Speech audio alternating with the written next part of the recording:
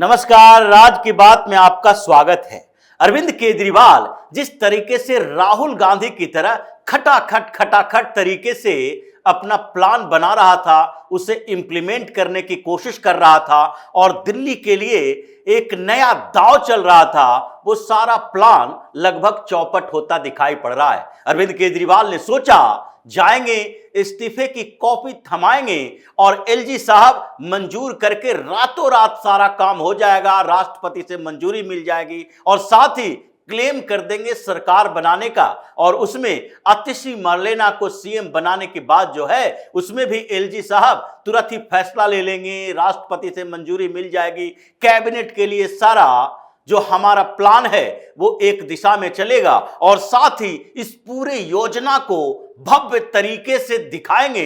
दिल्ली में एक नया नैरेटिव क्रिएट करेंगे। देखो, अरविंद केजरीवाल तो त्याग की मूर्ति है। इसने पहले भी एक हाफ शर्ट, एक पैंट और चप्पल पहनकर राजनीति की शुरुआत की थी, आज भी उसी तरीके से वापस आ गया है। पद की लालसा नहीं है। और इसके साथ अरविंद केजरीवाल ने एक और प्लान बनाया था कि जैसे ही ये खटाखट फटाफट ये सारी चीजें होगी, उसके बाद आतिशी मरलेना मैदान में उतर जाएगी एलजी के खिलाफ। ऐसे एलजी के खिलाफ तो अभी से ही उतर गई है, मुख्यमंत्री पद के शपथ नहीं हुआ, लेकिन फिर भी आतिशी है जो एलजी साहब के ऊपर अलग अलग आरोप लगा रही है, खुद ही बोल रही है कि एलजी साहब के माध्यम से भारतीय जनता पार्टी की केंद्र की सरकार दिल्ली में काम नहीं करने देगी, रोड़े अटकाएगी, लेकिन हम जितना हो सकता है यथासंभव हम कोशिश करेंगे कि यहां दिल्ली में काम करवा दे।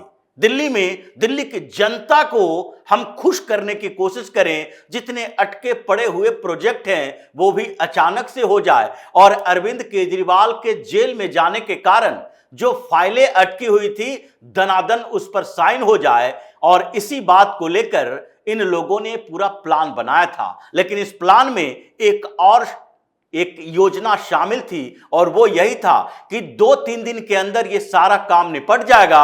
अरविंद केजरीवाल की पूरी टीम हरियाणा चली जाएगी और हरियाणा में कैंपेन करेंगे, क्योंकि हरियाणा का चुनाव आम आदमी पार्टी के लिए ऐसे तो महत्वपूर्ण नहीं है, क्योंकि पार्टी की बैठकों में इसी पर चर्चा हो रही है कि हरियाणा का चुनाव हमने अनाउंस तो कर दिया, कैंडिडेट भी बना दिए और उसके बाद अभी दिल्ली का चुनाव आने वाला है, फोकस तो दिल्ली पर ही रखना चाहिए। अरविंद केजरीवाल सबसे बोल रहे हैं कि देखो, दिल्ली हमारा प्राण है, जान है, दिल्ली से हमने राजनीति की शुरुआत की थी, दिल्ली को तो नहीं छोड़ सकते। हरियाणा का चुनाव है, चलो उस पर मेहनत करते हैं, लेकिन फिर भी वो इतना इंपॉर्टेंट नहीं है। लेकिन मीटिंग से ही सवाल उठना शुरू हुआ कि अगर इतना इंपॉर्टेंट नहीं है तो क्या उसका प्रभाव दिल्ली के चुनाव पर नहीं पड़ेगा? अगर हरियाणा में हम लोगों ने ऐसे कैंपेन नहीं किए, मजबूत आधार नहीं दिखाए और पिछली बार की तरह हमारे सारे प्रत्याशी जैसे नोटा से भी कम वोट लाते हैं, जिस तरीके से सिक्योरिटी मनी भी जब्त हो जाती है, जमानत जब्त हो जाती है, तो ये तो मीडिया में इस बात की चर्चा होगी। अरविंद केजरीवाल के इस विक्टिम कार्ड का कोई फायदा नहीं हुआ, जेल से बाहर निकलकर इस्तीफा देने का कोई फायदा नहीं हुआ। लोग ये मानने को तैयार नहीं है अरविंद केजरीवाल ने त्याग किया है। लोग ये मानने को तैयार नहीं है कि अरविंद केजरीवाल ने कट्टर ईमानदारी दिखाई है। अगर अरविंद केजरीवाल की औकात है तो यह बोलकर दिखाए कि अगर हरियाणा में हम चुनाव नहीं जीतते हैं तो फिर हम ये मान लेंगे कि हमें बेईमान साबित कर दिया हरियाणा के लोगों ने। दिल्ली की बात तो बात की है, तुम्हारा घर तो हरियाणा में है और हरियाणा में इसलिए चुनाव लड़ रहे हो कि हरियाणा के लाल हैं अरविंद केजरीवाल, और इस लाल को वहां के लोग अगर इस बात पर रिजेक्ट कर देते हैं तो क्या यह चैलेंज एक्सेप्ट करेगा अरविंद केजरीवाल कि नहीं? वहां की जनता ने हमें मान लिया कि अरविंद केजरीवाल कट्टर ईमानदार नहीं, कट्टर बेईमान है। ये लाइसेंस केवल दिल्ली की जनता से लोगे या फिर दूसरे स्टेट की जनता भी मानेगी?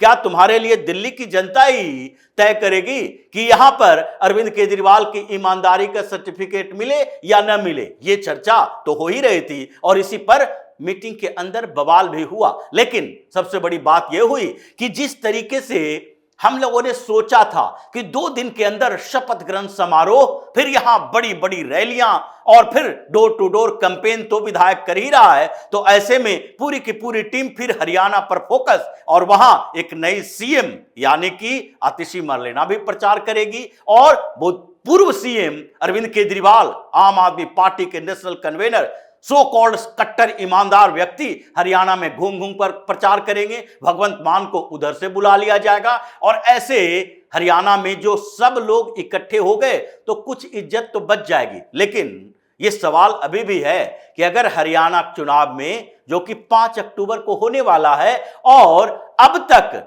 यानी कि अब 12-13 दिन बचे हैं चुनाव प्रचार के, अब तक इनके पास दिल्ली की समस्या का समाधान नहीं है। अरविंद केजरीवाल अगर उधर व्यस्त होंगे तो इधर कैबिनेट पर फैसला कौन लेगा? आतिशी मरलेना अपने मंत्री को नहीं चुनेगी, क्योंकि पूरी मीटिंग के दौरान अरविंद केजरीवाल ने ही आतिशी का नाम प्रस्तावित किया था और जब केजरीवाल प्रस्तावित करें तो फिर किसी और जगह से विरोध की बात हो ही नहीं सकती है। हां, बाहर में विरोध होगा, बाहर में यानी कि वो विधायक जो कि इन मीटिंग के दौरान इनके साथ नहीं दिखे, उनको बुलाया नहीं गया, या फिर वो विधायक जिनको तवज्जो नहीं दी गई, ये सवाल तो बाहर में उठ रहा है। इसलिए पहले मामला तो आतिशी का ही अटक गया और अटका ऐसे कि अभी 1 सप्ताह का समय लगेगा और 10-12 दिन चुनाव प्रचार के लिए बचा है हरियाणा में। तो हरियाणा और आतिशी ये दोनों जो ऐसे अटका है, केजरीवाल फिर से ये जो प्लान बना रहे थे वो प्लान चौपट हो गया।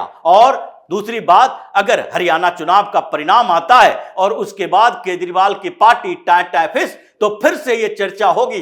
देखो, हरियाणा के लोगों ने तो मान लिया और हरियाणा मतलब ऐसा नहीं है कि ये कोई साउथ इंडियन स्टेट है जहां की खबरें दिल्ली की मीडिया कम कवर करे। हरियाणा में तो चुनाव का परिणाम आएगा और दिन रात इस बात की चर्चा होगी कि आम आदमी पार्टी का परफॉर्मेंस कैसा रहा, क्योंकि उसके बाद तो इसके लिए सबसे बड़ा चुनाव दिल्ली का ही होने वाला है और इसलिए समस्याएं वहीं की वहीं रही।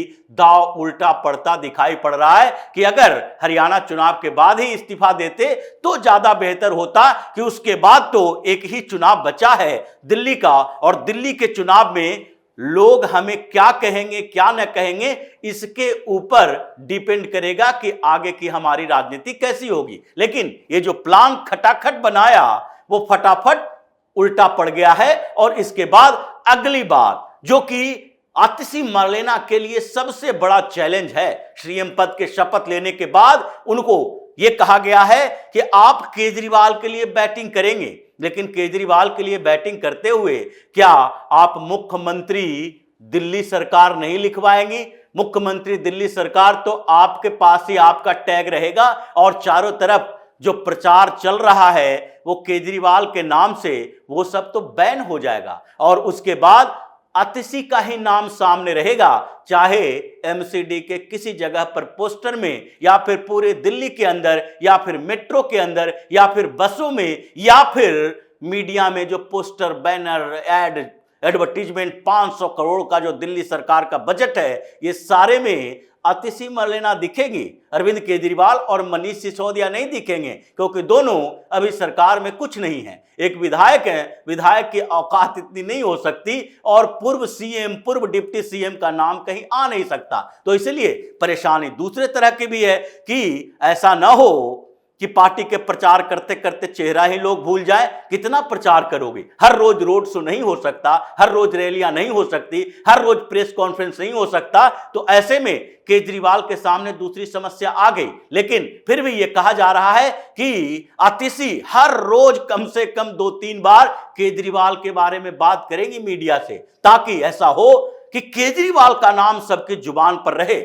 और इसलिए आगे एक योजना है नए तरीके की और वो है मुख्यमंत्री महिला सम्मान निधि। लेकिन मुख्यमंत्री महिला सम्मान निधि है, ये केजरीवाल सम्मान निधि नहीं है। इसलिए इसमें भी मुख्यमंत्री महिला सम्मान निधि में आतिशी का ही नाम रहेगा। लेकिन दूसरी बात यह है कि 1000 रुपए जो अकाउंट में डलवाने वाले हैं दिल्ली की महिलाओं को, वो क्या 6 महीने में संभव है? अभी तक 1 साल से ये अटका पड़ा है और इसके लिए 3-4 ऐसे मंत्रालय की तरफ से जो अनुशंसा आई है, जिसके कारण आम आदमी पार्टी इस योजना को लागू नहीं कर पा रही है। क्यों?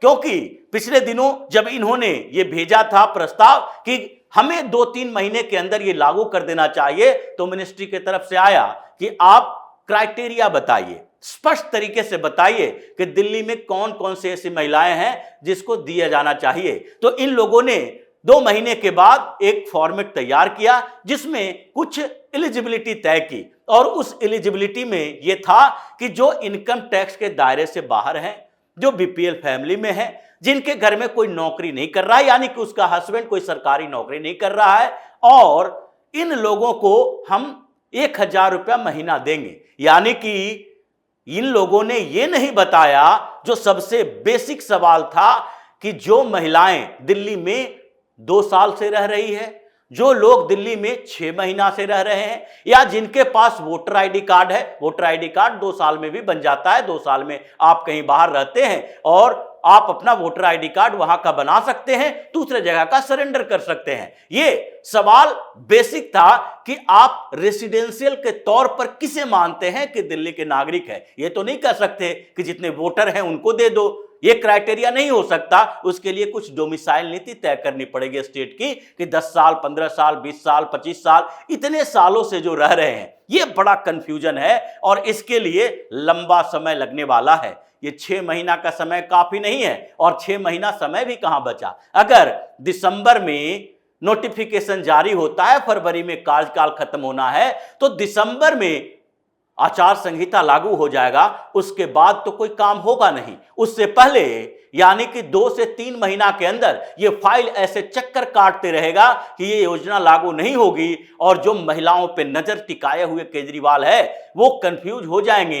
ये तो सोच रहा है कि हम ये सिर्फ बताएंगे, देखो एलजी ने रोक दिया तुम्हारा पैसा, इस बार वोट डालो नहीं तो ये नहीं मिलेगा। लेकिन ये नैरेटिव पहले 15 सालों से चल रहा है, और इसलिए 2014 के बाद से अरविंद केजरीवाल ने जिस तरीके की राजनीति की, और उसके बाद अब जो फ्रीबीज वाला इसके स्कीम है, उसको लोगों ने इस स्तर पर मान लिया है कि अब कोई भी सरकार आएगी तो ये सब योजनाएं दिल्ली में चलाएगी, सारे के मैनिफेस्टो में भी है। इसलिए ये नैरेटिव नहीं चलेगा और इस नया कोई काम होगा नहीं, नई योजनाएं लागू नहीं होगी। 1000 वाली स्कीम आतिशी के इर्द गिर्द घूमकर खत्म हो जाएगी। आतिशी का तो कैरियर केजरीवाल ने खत्म कर दिया, इसलिए आतिशी का मामला लटक गया, केजरीवाल का प्लान चौपट हो गया। और हरियाणा चुनाव के बाद जो स्थितियां दिल्ली में होने वाली है, ये इसको लेकर दिल्ली के आम आदमी पार्टी के विधायकों ने भी मोर्चा खोल दिया है।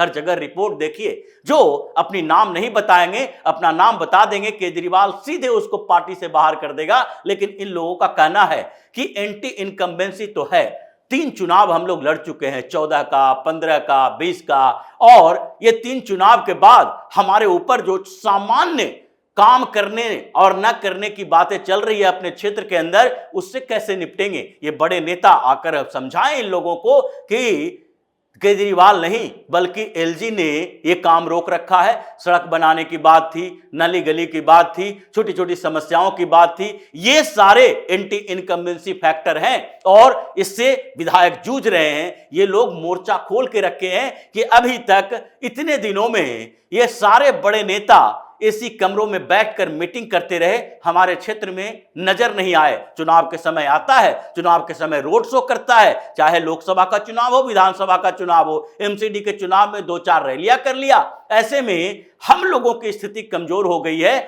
3 बार के चुनाव का एंटी इनकम्बेंसी फैक्टर हम झेल नहीं पा रहे हैं। इसलिए विधायकों ने भी मोर्चा खोल दिया है कि आप स्पष्ट तरीके से बताइए कि आगे करना क्या है। इसके कारण केजरीवाल आजकल इतना परेशान है, देखें कि बाहर निकलने से कतरा रहा है, अंदर अंदर प्लानिंग तो बना रहा, लेकिन हर प्लानिंग की काट ऐसे सामने आ जाती है कि परेशानियां और भी बढ़ती जाती है। तो इसी तरह की खबरों के साथ फिर से हाजिर होंगे, तब तक के लिए बने रहिए हमारे साथ और देते रहिए हमें सहयोग, ताकि इसी तरह की खबर आपके लिए लाते रहे।